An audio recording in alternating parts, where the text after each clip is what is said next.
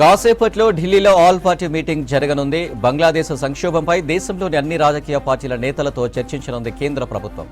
బంగ్లాలో నెలకొన్న పరిస్థితులు, దేశ సరిహద్దులో భద్రత వంటి అంశాలను నేతలకు వివరించనున్నారు విదేశాంగ శాఖ మంత్రి జయశంకర్. బంగ్లాదేశ్లో రిజర్వేషన్ల ఆందోళనలు హింసాత్మకంగా మారడంతో నిన్న ప్రధాని పదవికి రాజీనామా చేసిన షేక్ హసీనా ఇండియాకు వచ్చారు. ఇక్కడి నుంచి యూకే వెళ్లనున్నారు షేక్ హసీనా. ప్రస్తుతం బంగ్లాదేశ్ తాత్కాలిక ప్రభుత్వాన్ని ఏర్పాటు చేశారు సైనికాధిపతి జమాన్. ప్రభుత్వం మారినా ఇప్పటికీ బంగ్లాలో అల్లర్లు కొనసాగుతున్నాయి. చిట్టగాంగ్లోని 4 పోలీస్ స్టేషన్లను తగలబెట్టారు ఆందోళనకారులు. రైట్, ఇక కేంద్రం ఆల్ పార్టీ మీటింగ్ కు సంబంధించి మరిన్ని డీటెయిల్స్ ఢిల్లీ నుంచి మదర్ లైవ్ లో అందిస్తారు. మదర్, డీటెయిల్స్ ఏంటి? అనిల్, మరి కాసేపట్లోనే ఆల్ పార్టీ మీటింగ్ ప్రారంభం కాబోతా ఉంది. బంగ్లాదేశ్ లో నెలకొన్నటువంటి పరిస్థితుల పైన ఈ ఆల్ పార్టీ మీటింగ్ ని ఏర్పాటు చేసుకున్నట్లు కేంద్రం ఇప్పటికే అన్ని పార్టీల ఫ్లోర్ లీడర్లు అలాగే అధ్యక్షులకు ఆహ్వానాలు అనేది కూడా పంపించారు. 10 గంటలకు భేటీ అనేది కూడా ప్రారంభం అవుతుంది. అయితే ఈ భేటీలో కీలకంగా బంగ్లాదేశ్ లో ప్రస్తుతం ఉన్నటువంటి సిచ్యువేషన్స్ ని వివరించడంతో పాటు వ్యూహాత్మకంగా ఎలా వ్యవహరించాలి, భారత్ వైఖరి ఏ విధంగా ఉండాలనే దానిపైన ఆల్ పార్టీ మీటింగ్ లో చర్చ అనేది కూడా జరగబోతోంది. అన్ని పార్టీలకు సంబంధించిన ఫ్లోర్ లీడర్ల నుంచి సలహాలు సూచనలు అనేది కూడా తీసుకోబోతున్నారు. ఇప్పటికే బంగ్లాదేశ్ ప్రధానిగా షేక్ హసీనా రాజీనామా చేసిన తర్వాత ఆమె ఇండియాకు వచ్చారు. నిన్న సాయంత్రం ఢిల్లీకి చేరుకున్నారు. ఢిల్లీలో ఆమె ప్రస్తుతం తలదాచుకుంటున్నారు. కాబట్టి ఇప్పుడున్నటువంటి సిచ్యువేషన్లో బంగ్లాదేశ్లో ప్రస్తుతం ప్రభుత్వ మార్పిడికి సంబంధించిన కార్యక్రమాలు జరుగుతూ ఉన్నాయి. ఇప్పటికే భారత్ అలాగే బంగ్లాదేశ్ సరిహద్దుల వెంబడి హై అలర్ట్ అనేది కూడా ప్రకటించారు. సుమారు 4078 కిలోమీటర్ల సరిహద్దు భాగం ఉంది. చాలా లాంగ్ డిస్టెన్స్ సరిహద్దు మనతోటే పంచుకొని ఉంటుంది బంగ్లాదేశ్ అనేది.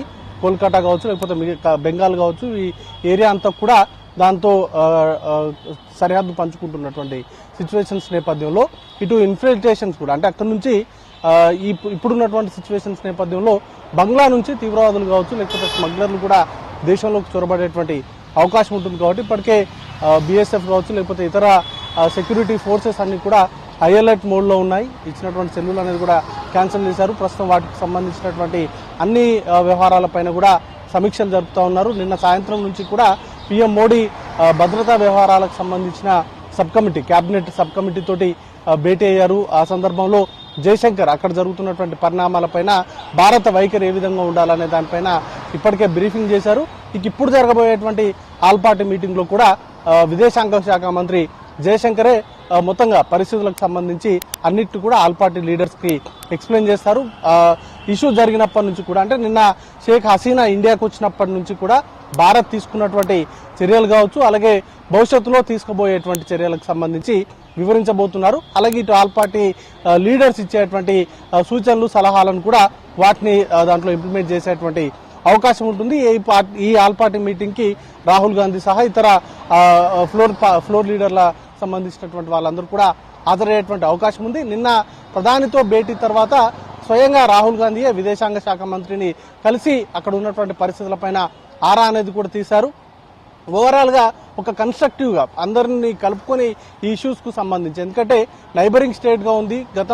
గత కొంతకాలంగా కూడా బంగ్లాదేశ్ తో మనకు మిత్ర దేశంగా ఉంది. కాబట్టి ఆ దేశానికి ఏ విధంగా వ్యవహరించాలి, ఇప్పుడున్నటువంటి సిచ్యువేషన్స్ నేపథ్యంలో వారికి వ్యూహాత్మకంగా ఎలా వ్యవహరించాలనే దానిపైనే కీలకంగా ఈ భేటీలో చర్చ అనేది కూడా జరగబోతా ఉంది.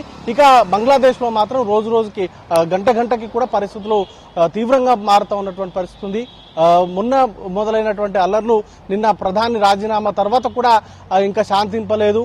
సైనిక పాలనలోకి వెళ్ళినప్పటికీ సైనిక అధ్యక్షుడు కూడా సైనిక పాలనలో తమ చేతిలోకి తీసుకున్న తర్వాత ప్రజలందరికీ కూడా విజ్ఞప్తులు చేశారు. శాంతియుతంగా వ్యవహరించాలి, వారు ఎవరైతే ఆందోళన చేస్తున్నారో వారన్ని డిమాండ్స్ అన్నిటికీ కూడా తాము అంగీకరిస్తున్నామంటూ ప్రకటించినప్పటికీ కూడా నిన్న రాత్రులు కూడా జరిగినటువంటి సిచ్యువేషన్స్ ఉన్నాయి. వాటిని కంట్రోల్ చేసేందుకు సైన్యం తీవ్రంగా ప్రయత్నిస్తున్నప్పటికీ అవి కంట్రోల్ అయితే అవ్వట్లేదు. ఇంకా కూడా ఆందోళనకరమైనటువంటి సిచ్యువేషన్సే ప్రస్తుతం బంగ్లాదేశ్ లో కొనసాగుతూ ఉన్నాయి. వాటన్నింటినీ దృష్టిలో ఉంచుకొని ఈ ఆల్ పార్టీ మీటింగ్ లో చర్చ అనేది కూడా ఉండేటువంటి అవకాశం ఉంటుంది. Anil, right mother, thank you.